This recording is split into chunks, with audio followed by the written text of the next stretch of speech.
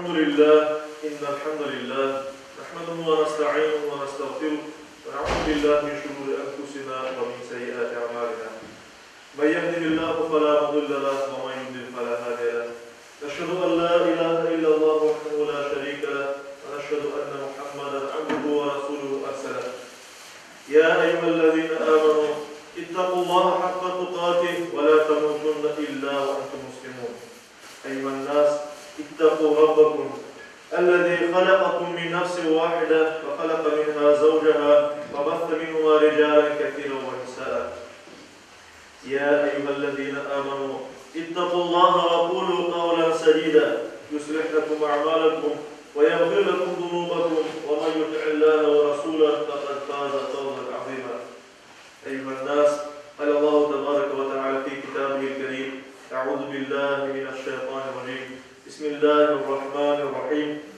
شهر رمضان الذي أنزل فيه القرآن هدى للناس وبينات من الهدى والفرقان فمن شهد منكم الشهر فليصمه وقال رسول الله صلى الله عليه وسلم من صام رمضان إيمانا واحتسابا غفر له ما تقدم من ذنبه صدق رسول الله.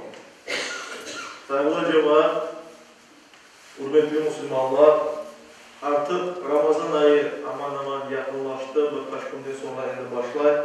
İlk teravih namazını Aprel'in 12'sinde gecesinde yatsı namazdan son kılacağımız. Böylece Ramazan ayına 40 gün olacağımız inşallah. Ramazan ayının endi artık 13. Aprel'den başlayıp temçikket olacağımız. Orazaga niyet edeceğimiz ve böylece oraza ibadetini tutup hayırlı işleri becerip bereket ve mağfiret mevsimi olan Ramazan ayının içinde bulunacağımız inşallah. Ramazan ayı öyle bir aydır ki bu tür Müslümanlar onu kalan yıl devamında, bir yıl devamında hasretle bekleyin. Rahmet ayı olduğu için. Ramazan ayı iman, ibadet, güzel ahlak, ümmet şuuru ve İslam ağa kardeşliği bekindiğin istisna bir vakittir. Başka aylardan ve vaktlardan daha da kadarıdır. Bu ayda mümin bir taraftan Rabbinin, Allah-u Teala'nın olan bağını, ikinci tarafından, diğer tarafından ise ağa kardeşinin muhasebetini gözünden geçirmek gerek. Peygamberimiz Muhammed Mustafa sallallahu aleyhi ve sellem esimini geçtiğim bir hadis-i şerifinde böyle buyurgan edi. Ramazan ayı sizge bereketin enkeldir. Allah bu ayda sizni bay eti. Şu sebepten sizge rahmet endire. Hatalarını yok eti. Şu ayda dualarını kabul eti. Allah Teala ibadet ve hayır meselesinde birbirinizle yarış etmenizge bakar ve meleklerine karşı sizinle gururlanar. Böyleyken iyilik ve hayırlarla Allah Teala'ya özünüzü gösteriniz. Ramazan ayında Allah'ın rahmetinden özünü mahrum ettiğin kimse bahtsız kimsedir buyurar. Demek ki Ramazan ayı bizge çok fırsatlar verir. Hayırlı işleri becermeye ve kat saat kazanmaya ve bundan faydalanmayan bir kimse, bundan mahrum olan bir kimse bahtsız bir kimsedir Peygamberimiz. Çünkü gaflet içinde olan. Biz ise Müslümanlar elbette sabır ve kanaatle beraber sabır etip, kanaat gösterip, takvaya eriştirgen oraza ibadetini yerine getirmek gerekmez. Ve hayırlı olan bütün başka ibadetlerini de bu ibadet ayında yapmak gerekmez saygılı cemaat-ı Müslüman. Zaten bildiğimiz gibi oraza gibi büyük bir ibadetini biz her bir vakit tutabiliriz yılın başka vaktlarında. Ama farz olan oraza var, o da Ramazan ayında tutulan bir orazadır. Ve her bir pışkınlık yaşına erişken, akıllı yerinde olan her kişi kadın bu tür Müslümanlar eğer uzurları, sebepleri, şeriattan sebepleri olmasa bu ayda, Ramazan ayında orazasını tutmak gerekir elbette. Bu değerini Ramazan ayı kaydan alır. Çünkü hidayet ve doğru yol rehberi olan Müslümanların kitabı, Allah-u Teala'nın kelamı sözü olan Kur'an-ı Kerim Ramazan ayında Kadir gecesinde indirilmeye başladı. Yüce Rabbimiz Bakara suresinin 185. ayet-i kerimesinde böyle buyurar. Ramazan ayı insanlara yol gösterici, doğrunun ve doğrunu eğriden ayrılığının açık delilleri olarak Kur'an indirilgen aydır.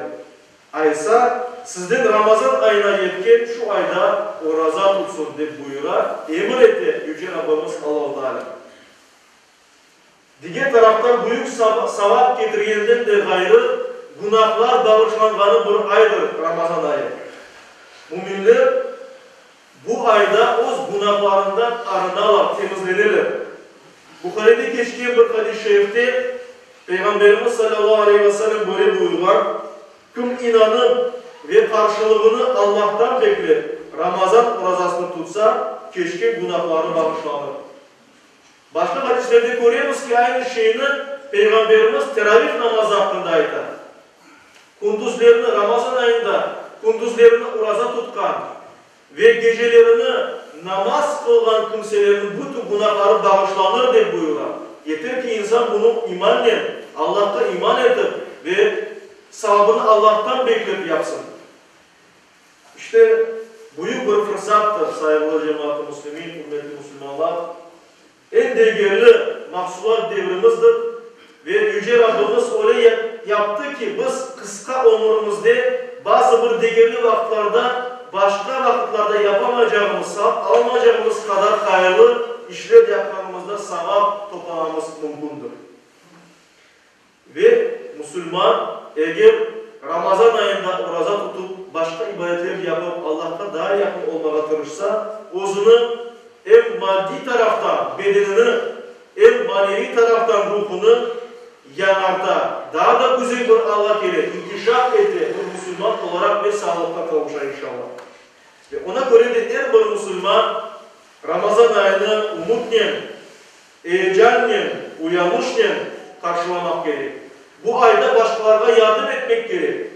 Bu ayda infak etmek, yani Allah yolunda masraf etmek, hayırlı şeylerge masraf etmek ve muhtaçlara yardım etmek gerek. Çünkü bu ağa kardeşliğinin daha da ziyade pekin yeni bir aydır ve böyle olmalıdır.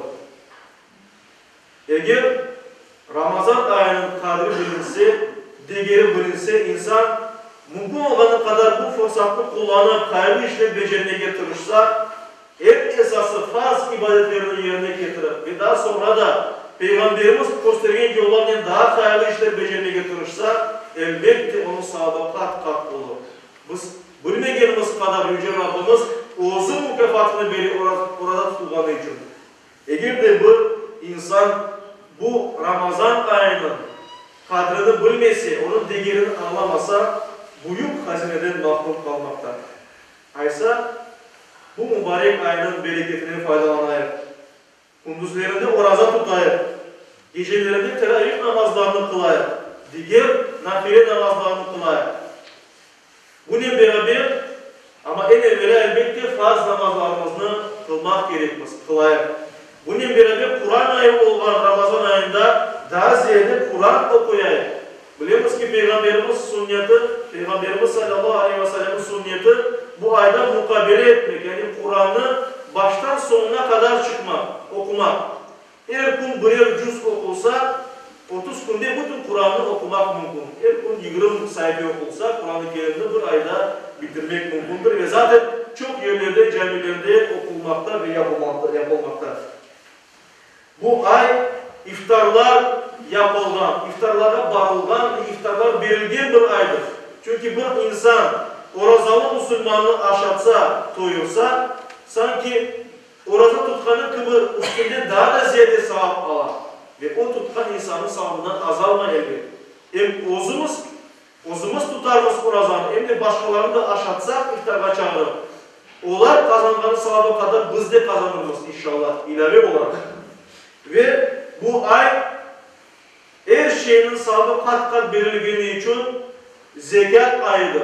Ve fıtır sadakası verilgeni için sadaka ayıdır. Ve ona koydu, biz bilemiz Ayşe anamız rivayet etken edi, ayetken edi Peygamberimiz pek cömert bir insan edi.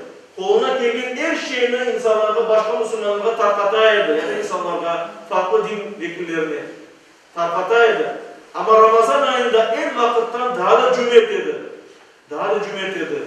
Cebinden, kolundan, evinden çıkarıp başkalarına vereydi.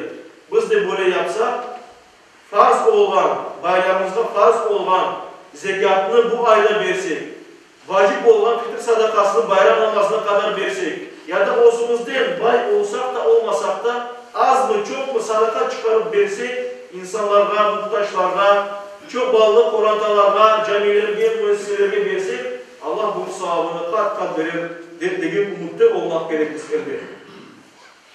Saygılı cemaat-i Müslümin, Peygamberimiz buyurganı, hadiste buyurganı gibi, şeytanlar bağlanganı, cennet kapıları kapatılganı, cennet kapıları açılganı, sayısız mümin, inangan Müslümanlar ateşten kurtulganı bu mübarek ayının hakkını geçirgenlerden Yüce Rabbimiz her birimizge nasip eylesin. Hakkını geçirmeye nasip eylesin.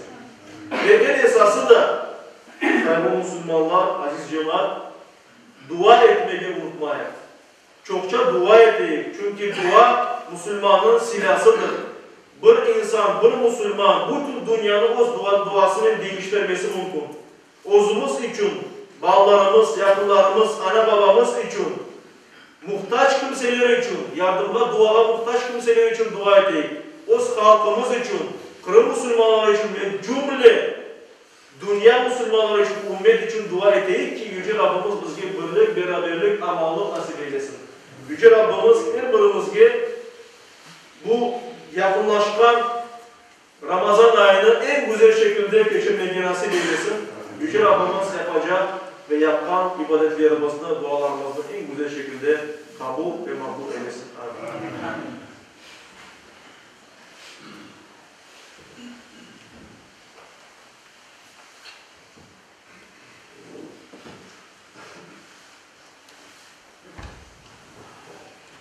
Elhamdülillah ve salatu ve selamu ala Resulillah ve usikum ve nefsel asabı bitakullah inna Allah ve melaiketahu yusallun ala nebi ya eyyühellezine amanu sallu aleyhi ve sellimu teslima Rabballahumma hulefat arba'a Ebi Bakr ve Umar ve Uthman ve Ali ve ansâiril âli ve sahabati ve tabi'in ve men tabi'ahum bi ihsanin ila yevmiddin ve anna ma'hum baqtika ve karamike ya ekremal ekramin ve ya arhamar rahimin اللهم أعز الإسلام والمسلمين اللهم أعز الإسلام والمسلمين اللهم أعز الإسلام والمسلمين واحمي حوزة الدين ودبر أعداء الدين وألف بين قلوب المسلمين ووحد صفوفهم واجمع كلمتهم على الحق يا رب العالمين وانصر دينك وكتابك وسنة نبيك محمد صلى الله عليه وسلم وآله أجمعين عباد الله إن الله يأمر بالعدل والإحسان وإيتاء ذي القربى وينهى عن الفحشاء والمنكر والبغي